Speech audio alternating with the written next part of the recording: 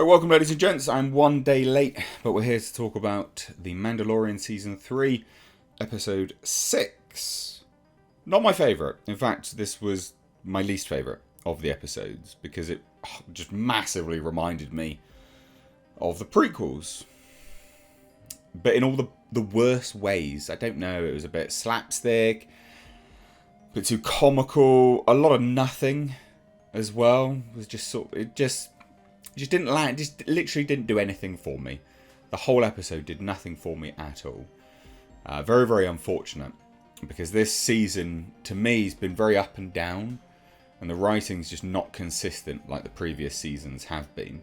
And again, I know people will dispute that, but this is my review, this is my personal opinion. You know, I feel like Season 1 and Season 2 was very consistent on the writing front. Felt uniformed, felt like it had a good direction. Yes, there was still the element of, well, I'm going here to do this and I'm going there to do that, but it still felt like it was linearly going down a path. They included a lot of this droid stuff simply because, I don't know, this is the one time it felt like padding, you know, as opposed to the other episodes. It hasn't felt massively like padding, whereas this, to me, was massively like padding. Jack Black, sure, fine. You know, he was cast in this one. Good, I guess. Whatever. Lizzo, whatever you call her. She's not an actress. And she's really not good. Barely passable. And I expect more. I know some people don't, because obviously it's Star Wars and Star Wars has been on a decline. But I've liked The Mandalorian, and The Mandalorian has been Disney Plus's shining star. It's been the prime. I mean, it's what they launched Disney Plus with, isn't it? If I remember rightly, it was the Marvel shows and The Mandalorian. I'm pretty certain it was. But anyway, Lizzo. I don't want passable. I don't want barely. I don't know. What is she doing? Why did they cast her? This is the thing. That casting choice absolutely was not, this is the best person for the job. You know how we always get that? Where they're like, oh, but this is the best person for the job, so, you know, we hired them. No. You hired Lizzo because you think she's popular. She is, somehow. And so you've hired her because you want a bit of clout. You want The Mandalorian to be exposed to Lizzo fans. That's it. And you're selling The Mandalorian out by doing that, because you are betraying the quality that the show could be. Anyway, I've ranted now for like 3 minutes. My dog's down there grumbling at me because I'm just ranting about nonsense. But basically what happened in this episode was bo-katan and Din Djarin head to a planet to go and see the other Mandalorians, because they want to get the fleet back, get them into the fold again. And that's basically it. Now, from there, as they swoop in, they get pulled off to one side. But I'm jumping ahead a little bit because there was an opener. Opener was interesting. Kind of. We see the Mandalorians in action, getting a fish man and a Mon Calamari, because there was like some forbidden love between the prince and another fish squid man thing. Whatever. It was just, that was weird and out of place as well. This is what I mean. It just felt very, very prequelish. That wouldn't have been out of place with the likes of Jar Jar Binks, for instance. It genuinely wouldn't have been.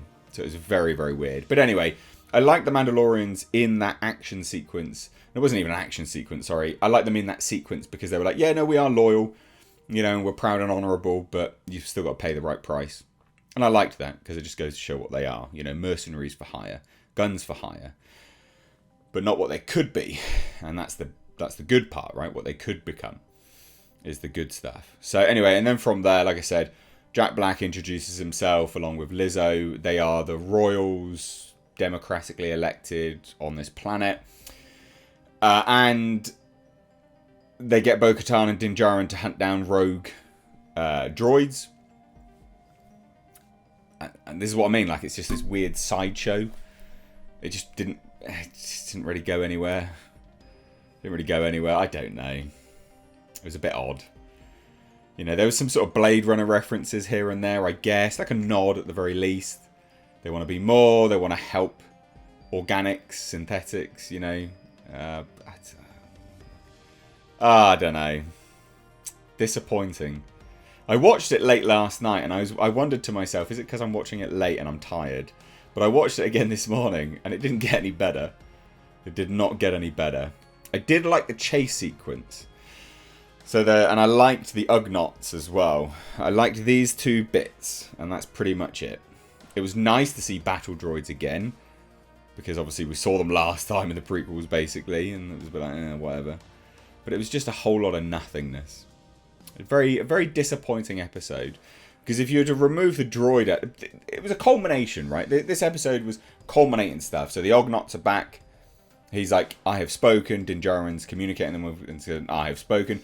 So it's good that, you know, we're relaying it back to the Ugnaught that he first met in the first season.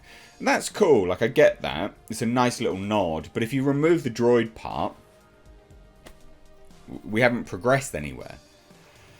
And then we get to the end of the episode where bo-katan challenges Axe or something like that, who's now the leader of the Mandalorian cohort that's sort of off with this fleet. She beats him, but he says, well, why should we serve you when you don't even hold the dark saber?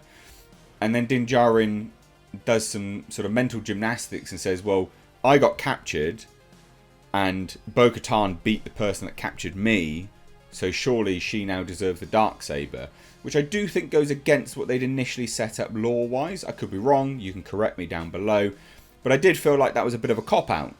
I don't care that bo-katan's got the dark saber now. I don't care that bo-katan's going to lead the Mandalorians. I think that's great. It'd be weird if Din Djarin did. I don't see the point in him doing that.